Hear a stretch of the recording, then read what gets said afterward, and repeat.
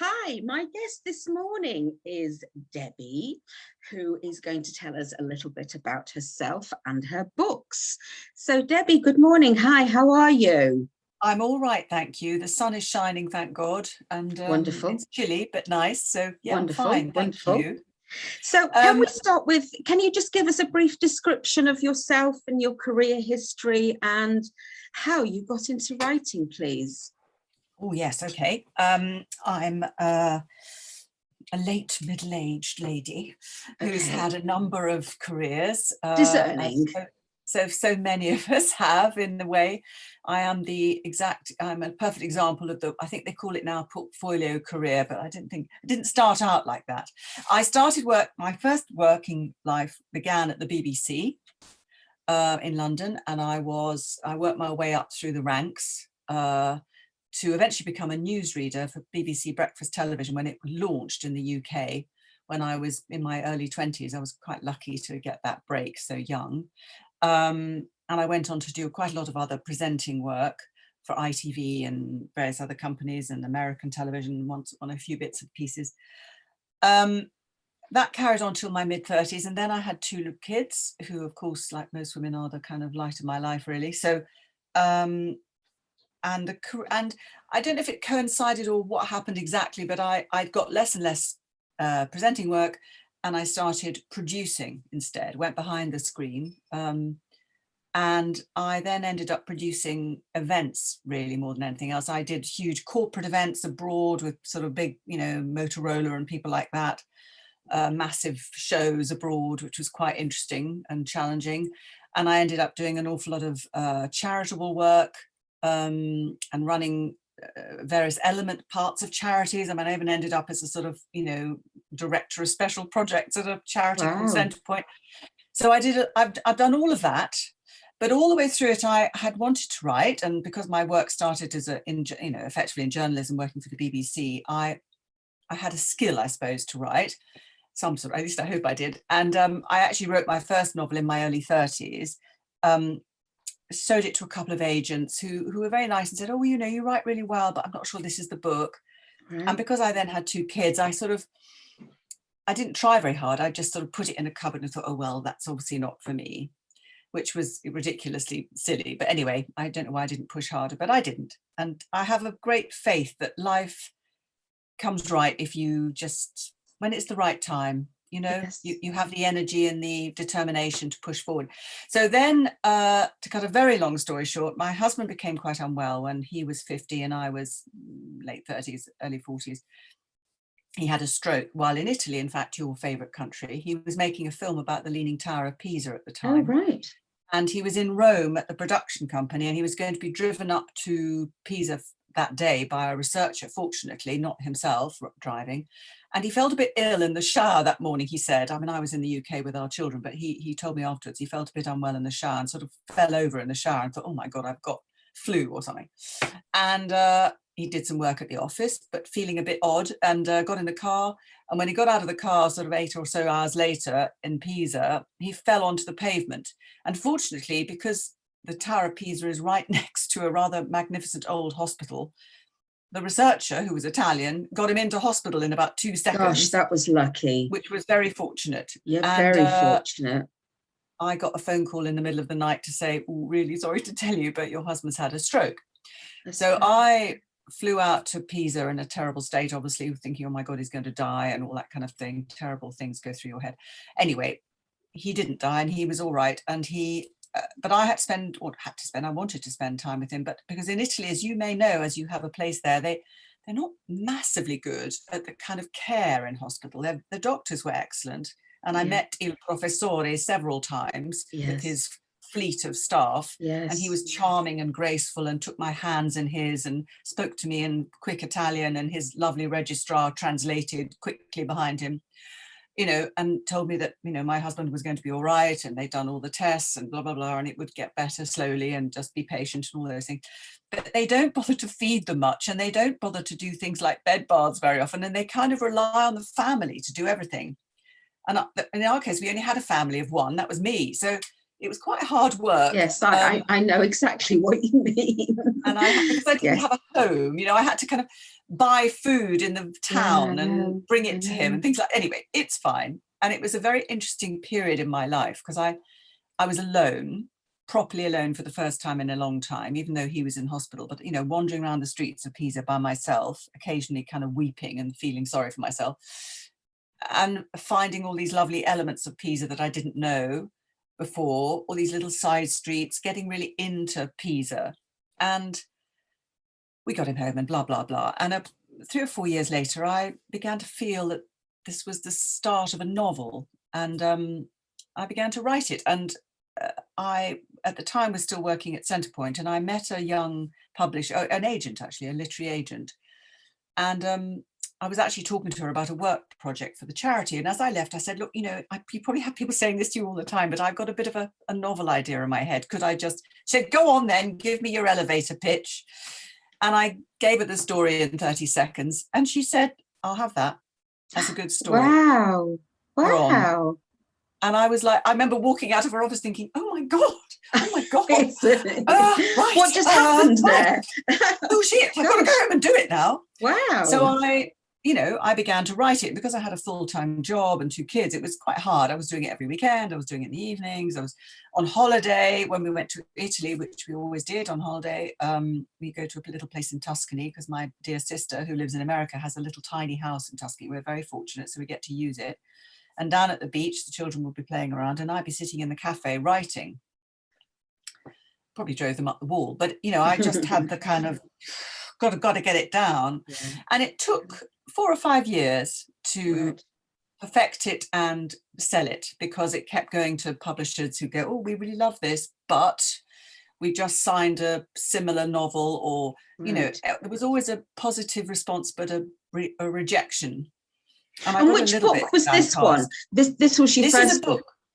The book that I called initially The Secrets of the Tower, because it was about who had designed the Tower of Pisa. And if as an Italiophile, you may know that nobody's ever worked out who the designer, the architect was behind the Tower of Pisa.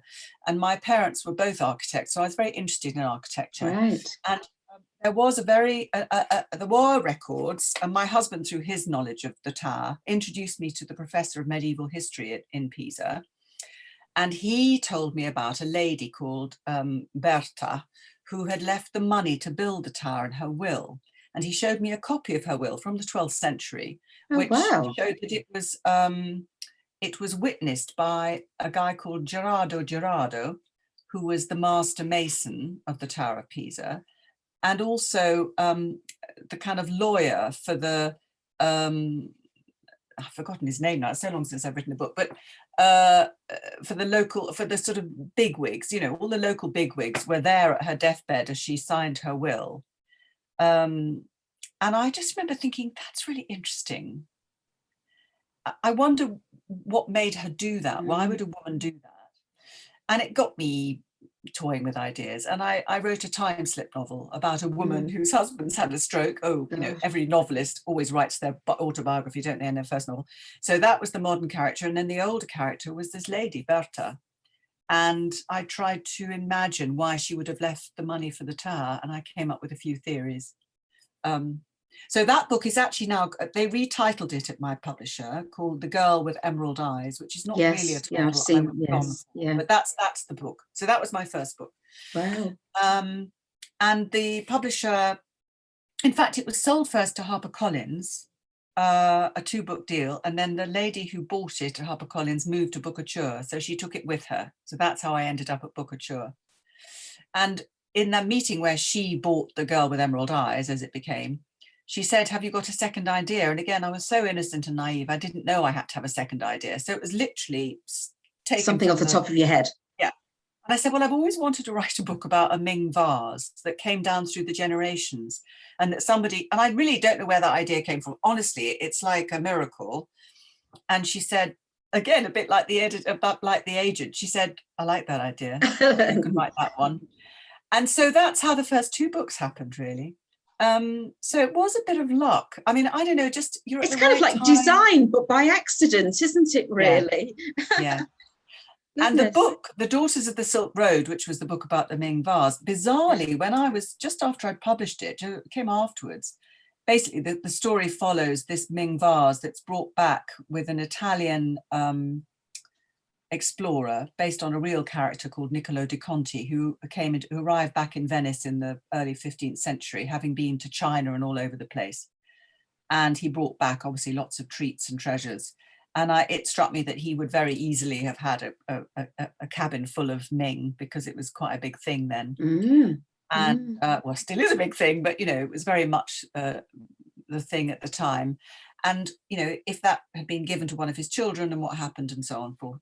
And it came eventually down to a girl living in Putney who'd just been divorced and was broke and didn't realise what she had. You know, her godmother left it to her or something, and she had this vase that they used to throw the car keys in, and, you know, so it's a sort of whodunit. It's a teaser. You know, what happens to the vase? How did it get there? The modern character nearly gets ripped off. It's all, you know, it's a little bit of excitement going on.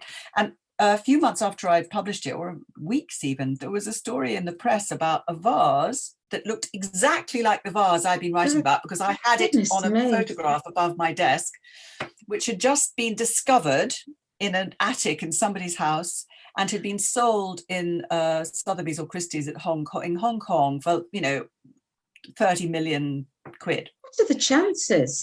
And I remember thinking, okay, so that genuinely has happened then. You know, my God, that was lucky. Wow. So those are the first two, and then it just sort of rolls from there, really. You know, you have to keep writing. And what would you say your genre was? Where would you pinpoint to yourself, your target reader, your genre? Well, I'm historical fiction, and the last 4 books that I've written are, is it 4? Yeah, last 4 books have been set in the 20th century, and the last 3, I mean, the first of those 4 was in the 50s and the modern day. Then I wrote a book called The Secret Letter, which was set in the Second World War, about an English woman based on my mother, who was evacuated and then became a Wren, and my father, who was in the RAF and was bombed out and became a prisoner of war and escaped. So they had a very exciting war, so I had a lot to base it on. So it's based partly on them and part on a sort of comparative character in Germany called Magda, who is a young German girl who joins the White Rose movement to resist Hitler, which was an amazing movement, if you haven't heard of it, based in Munich, of young university students who actually were all executed in the end for resisting Hitler. So I wrote that, and then I wrote a book set in Italy called The Italian Girls, which was about a real live actress. Look what arrived in my post. Oh, there we go. There it is. Based on the life of to Maria Italy Dennis. With me next week. Oh, bless her. Well, I hope you enjoy it. I hope you enjoy it. So looking forward to reading that one. All right. Amazing. So, and then I've just published a book called The German Wife, yes, which is based on a woman married to a Nazi SS officer who is a doctor at Dachau. That's quite a dark story. Right. But so, I mean, I write historical fiction. Yeah. And one day maybe I will write a contemporary novel, but I do enjoy bringing history to life, and I do enjoy trying to make a point, if you like, or demonstrate through real characters in history. I always base my novels on, there's always a real character or 3 or 4 somewhere. And obviously I can't know everything about their lives, but in the case of The Italian Girls, my husband, who speaks much better Italian than I did, translated her autobiography for me, because it's never been translated into English, which was a sort of bizarrely written, but you know how sometimes very flowery Italian can sound rather odd. But anyway, it was a fantastic insight into her life. So that was very much based on the truth of her life. And when you read that book, you'll find there's, in many ways, there are actual quotes that she. I mean, I was going to ask you about the research that you do. Yeah. Where do you start? What's, you know, well, I get an idea. Yeah. And where the ideas come from is often triggered by, it could be anything. It could be something I've read in a paper. It could be, I mean, the German wife idea was triggered by, well, in fact, I'll start with The Italian Girls, as you're about to read that. I was researching hotels that would have been around in Rome in the war, or in the 50s, Okay. for a book called The Photograph, which was my fourth book. And I was going to have a character who went to Rome in the 1950s and then on to Sardinia. And I was just researching hotels, and I came across a hotel in Rome, and there was a little strap line of the history of the hotel. And the strap line was along the lines of, this hotel was the temporary headquarters of the SS in the war, as well as Cinecittà, the Italian film company. Right. And a young director was accused of being in the resistance, and the actress, and was going to be executed. And the actress, Maria Dennis, pleaded with the head of the secret police for the young man's life. And I just remember, and it all happened in that hotel, as according to the strapline. It's disappeared off the hotel now, I noticed. They're obviously trying to forget their wartime past. But I remember thinking, literally then, that's a novel. I'm going to write that. That's absolutely fantastic. So that's how that started. And then it just grew from there, really, because you start researching it. I managed to find that Maria Dennis had left a biography, and she's dead now, but we've got the book and we began to read it and translate it. And it was such a fascinating story. She had such an extraordinary time in the war, because this chief of police, who was a funny little mid-20s kind of guy, he got promoted very young, fell completely in love with her. And although she was not remotely a fascist, as you probably know if you're interested in Italy, most people, everyone really who worked for Cinecittà was kind of, it was run by the fascist party. Yeah, so yeah. it's very hard, even if you didn't agree with it, to kind of Yes. stand up and say anything, because you'd have lost your career, you'd have lost everything. So she was not a Nazi sympathizer or a fascist sympathizer, but she ended up having to please them. She also fell in love with a famous director who was a member of the resistance. And so it's very, anyway, you'll read it. It's a complicated story. Yes, I'm looking forward to that. Alongside that, I thought, well, let's look at somebody who actually is in the resistance. And a great friend of mine, her mother, who sadly died last year at the age of 100, but anyway, she made it to 100, and she lives in Florence. She's an Italian. She was a quite famous art historian in her day, and she was in the resistance in Florence, in a minor way. Not, she wasn't a major player, but you know, a lot of people were in the resistance, I think. And I met her before she died. She was in her old people's home then, and she was a magnificent old lady, and we did talk a bit about her life then, and she told me some quite funny stories. She kept disappearing off, because she was very elderly then, into sort of tales of life for the Etruscans and things, but we had to keep sort of channeling her bringing her back now, back to the war. To the war. Meanwhile, anyway, bless her, during the war, many things which I put in the book too. So the character is based on her, the Florence character, who's a young student at the time in Florence, and based on her. So it's an interesting, I hope it's interesting anyway, of how complex the war was in Italy. And the way I do it is so I've got the idea and I start to write, and then as I go, the muse takes over, if you like, and the characters become real to me. And I start to tell their stories, and you know, the dialogue flows and all this. And then I come across someone, I think, oh, I don't quite know what would have happened then. How did that work out, either from a historical perspective, or what exactly was the pasta they would have eaten at Christmas, or what exactly, you know. So you're researching all the time as you come across things that you don't know. So that's basically how I do it, and that's what seems to work for me. You have an idea, and then, you know, off you go, really. I was also going to ask you whether or not writing energized or exhausted you, but I'm guessing from your passion for all of this, it doesn't so much exhaust you as energize you, because the characters are just coming to being real, as you said. They kind of bubble up. They just become. Bubble up. That's an excellent expression. They bubble up. And I know probably for people who don't write, it probably feels rather sort of slapdash and odd, but that is the only way I can describe it. I mean, The German Wife is the book I've just published, and that's, you know, the character of Annalisa. You know, I wanted to write a novel about the slavery system in Germany, because I thought that was really interesting and something people hadn't touched on. And in a magnificent museum that they have in Munich, all about the Nazi era, which is very respectfully done and very beautiful building, which I've been to 2 or 3 times now. And I found this photograph of a beautiful Russian man being hanged on the gibbet because he had had a relationship with a German woman. Gosh. And I thought then, this was about 3 years ago, and I thought, oh, God, that's a story. And there's a novel in that. I'll write that. Do you make a note of these ideas as you? Yeah, I write it down, but it's okay. locked away. I type it on a piece of paper and shove it on my notice board in case I forget it. Post-it note job. Yeah, it was growing already, that one. And then I went last year, 2020, went back to Germany to have another route around to write it before I started writing.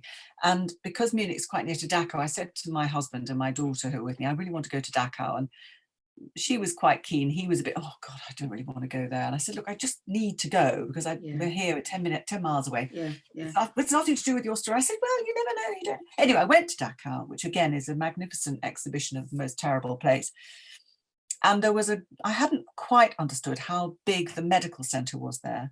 It had a huge medical research block. It was the first concentration camp ever to be established in Germany. It was held up as a model of concentration camps, bizarrely and horribly.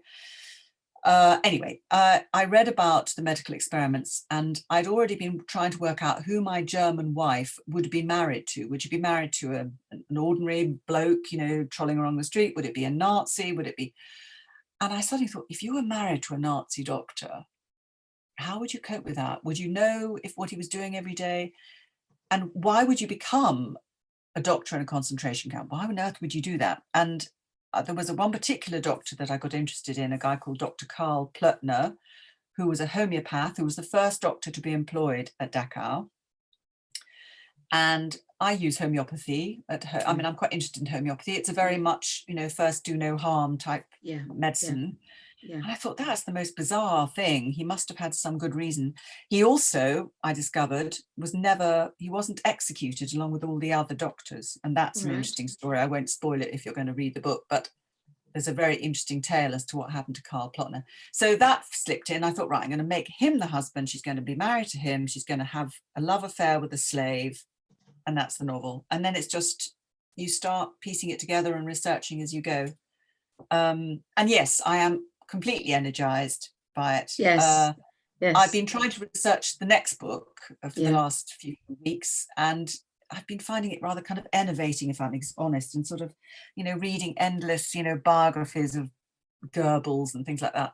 Do you think you can do too much research, Debbie, or do you just get to a point where you just say, right, that's it, I've done enough research, I'm just drowning in dates and people now, let's just run with it and see where we go? Definitely.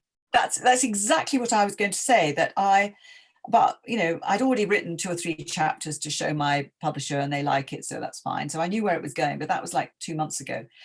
And about 4 days ago, I thought, I can't do any more of this. I can't just keep reading about somebody who may or may not be a big part of my book. I don't know yet. I'm just going to start writing. And I felt so much happier. And, it's all tumbling out now. The characters come together. And I'll navigate it as I go. My publisher's already saying, oh, what's a new synopsis? And I said, well, just give me a few weeks, and I'll work it out. I know vaguely where I'm going to end up. But I'm not quite sure of the meandering path that I'll take to get there, Book reviews, Debbie. How do you deal with book reviews? Good ones, bad ones? Are they significant? Do you pay any attention to them, or? Well, I think you can't ignore them, obviously, because that would be living in a little cloud cuckoo land of your own making. You can't live in your own little bubble and pretend everything's marvelous. When I first started writing, I read every single review every moment, and I spent far too much time studying Amazon and looking at my rankings and all that kind of stuff. I don't get hurt, funnily enough, if I get a bad review, unless they're extremely badly written, and then I just think, I'm not sure you really understood what I was trying to say. Understood the book, yeah. The book. But anyway, but most of the time I do take it on the chin. I often have thought, I think I probably agree with you about that. I think that character could have been better developed or whatever. And I don't think it's inaccurate or too vain to say that I think I have improved Yes. over the 7 books I've written. There's no doubt. My husband, who is a journalist and a writer, he can't write novels, and he would be the first person to say he has no idea how I do that, but he is a very good writer. And I do have professional editors, obviously, from the publisher, but he does also edit my books. And he's very, very good and very fierce. And he says now, about the last book, The German Wife, he said, I've marked you hard. He's like a headmaster. I've marked you very hard on this book, Debs, because you're getting very good now and you can take it. It is a process, isn't it, really? I think there's, like you say, there's always, I think with books, it's so subjective as well, really, isn't it? It's just so subjective. It is subjective, and we've all read books that we loved and books we've hated. Absolutely. And, you know, absolutely. I love Robert Harris, for example. I love his books, and sometimes I read reviews of his and people didn't like something. I mean, not often because he's terribly successful, but I have read negative reviews for him, and I'm thinking, oh well, you know, you're just not really a Robert Harris person. Clearly, you don't get what he's trying to do. I just think if people don't like it, that's fine. You know, that's they don't fine. Like that's it, that's up to them.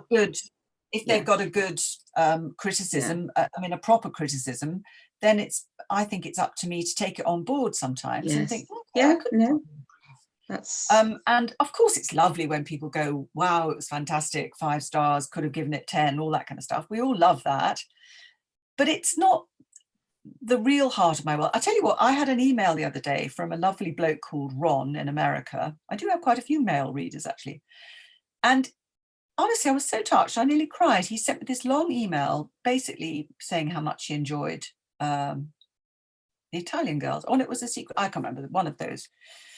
And I think it was The Secret Letter, and he was about to start the Italian Girls.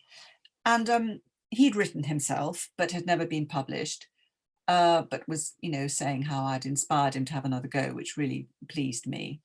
And you know, he sort of said, if just one person really loves what you do, you know, maybe that's all it takes. Yeah. And you've touched somebody's life in a positive, in a good way, haven't you?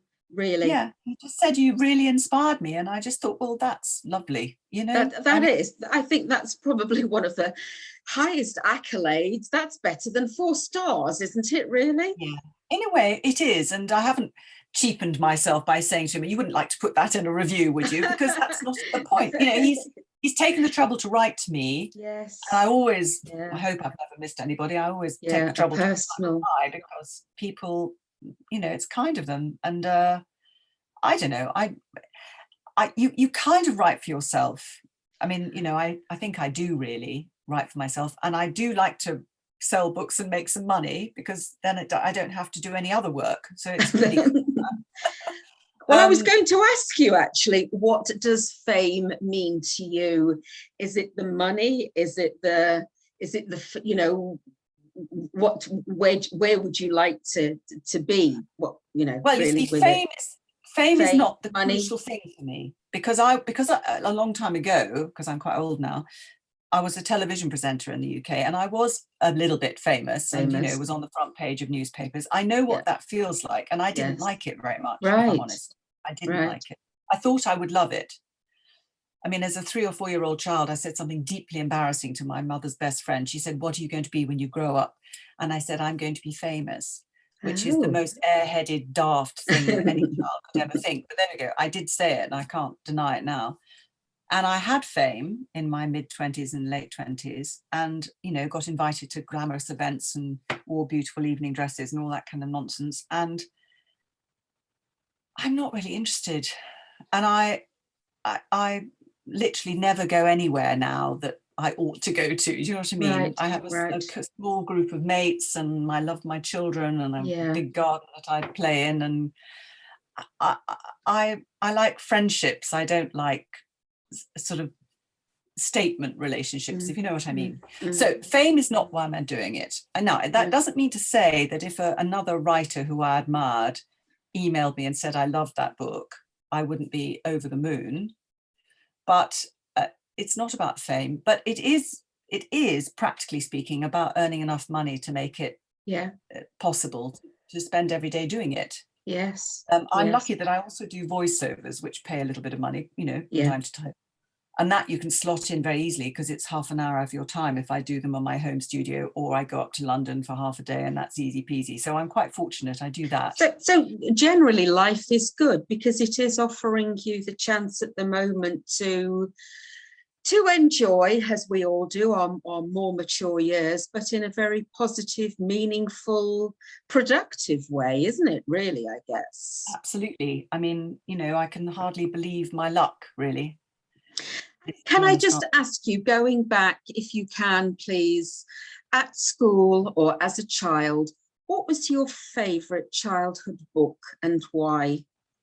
Oh, that's quite easy. Well, actually, no, it's quite hard because there are so many, but because I did love all of C.S. Lewis. That was the book that I really got into reading when I was, I don't know, 8 or 9 or something. I just loved The Lion, the Witch and the Wardrobe and all those, absolutely adored them. And then went on to spend years sort of reading, you know, Lord of the Rings and all that kind of stuff. So I loved all that. But the first book that really touched me when I was much younger, maybe 5 or 4 or 5, was a book called Pookie Puts the World Right. Okay. And it's a picture book. I've got it upstairs, I think, in the spare bedroom. Oh, it's a lovely book. And it's basically about a little rabbit with wings who lives with Linda, the woodcutter's daughter, who lived in a gorgeous little house with a kitchen dresser full of blue and white china, which became my passion from the age of about 4. I had blue and white china tea sets for all my dolls and all that kind of stuff. And Pookie gets cross one night because there's a big storm and all the animals in the wood lose their homes. All the rabbits, everyone loses their homes. They all get destroyed and he goes to see Winter, who is a sort of tall, white, sort of ghostly character who lives in the North Pole. He flies up there, battles through the snow and the wind, and stamps his little feet and demands that Winter goes away and never comes back again. And Winter says, fine, I will. And then you'll see what happens. So he comes back feeling very triumphant, and Winter disappears. And then, of course, it all begins to unravel because all of the little animals start queuing up to Pookie going, yes, but you see, now we haven't got the winter to hibernate, and now we haven't got time to store all our nuts. And and it was such a touching story. And he eventually has to go all the way back to the North Pole and demand that Winter comes back. It's reinstated. It's quite a moral book. To get the balance back. In times of climate change, quite interesting. Yeah. It was written, somebody had some foresight there, didn't they, really, when they wrote that one? So anyway, my final question really is, just what advice would you give, please, Debbie, to new and aspiring writers? A do and a don't. Oh, Lord. Okay. Well, I suppose don't is easy. Don't give up. I mean, that's rather simple. Good advice. Don't give up. If you really believe you have what it takes, because what it takes is an awful lot of determination and sticking with it, really. So the do is find a style or a genre that you really can immerse yourself in, because I mean, I write a book, it will take me a year to write it and 6 months before that researching sometimes, and it's been in my head maybe for another year. So you've got to really love the subject. And, you know, don't give up. That's excellent advice. And so for all your fans out there, I have got one of Debbie's, which I'm so looking forward to, which is The Italian Girls by Debbie Ricks. Your latest book, please. Is that out now? I've got one on the bookshelf. Here we go. I'll get you one. I've only got a few. This is it. The German Wife. Excellent. That came out last week. Yes, I don't know when this is going to be shown, but on the 13th of January. So people can buy your books on which platforms? Well, they're all, I think, pretty much at Amazon. Some of them are available, I think, on Kobo. If you are in America, I don't know if you have American viewers, but my book, The Secret Letter, I've just been sent a whole pile of them. That is coming out, that's The Secret Letter. That is coming out again in America. It's being published by a new publisher, and it's going to be in all the bookstores. So Barnes and Noble, Walmart, everywhere. So Excellent. that's coming out next week on the 25th of January in America. And I think possibly the Italian girls will be doing the same later in the year. But at the moment, I love the cover. do you? I do. I wasn't sure whether it was too pretty, but you like it. I do. I mean, I suppose for me, I would know that was Florence, but then I know Italy quite well. So no, I think the Florence, can't argue with that. I like the fact that it's Florence, and yes, I like it now. Yeah, you know, I do. I have no control over the colour. So and you also hard. have your own website, so if people want to follow you on there, you do an occasional blog, and so it's just debbiericks.com.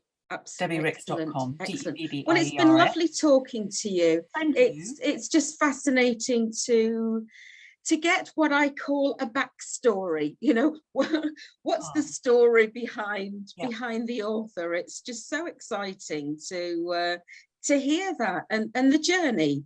And I certainly wish you many more books. Oh, well, thank you so much. And I hope you have a lovely time in Abruzzo. Thank you. Grazie. Buona It's giornata. It's a part of Italy that I have actually never been to, and it's definitely on the list, I think. Okay, take care. And you. Bye. Thanks. Bye. Bye.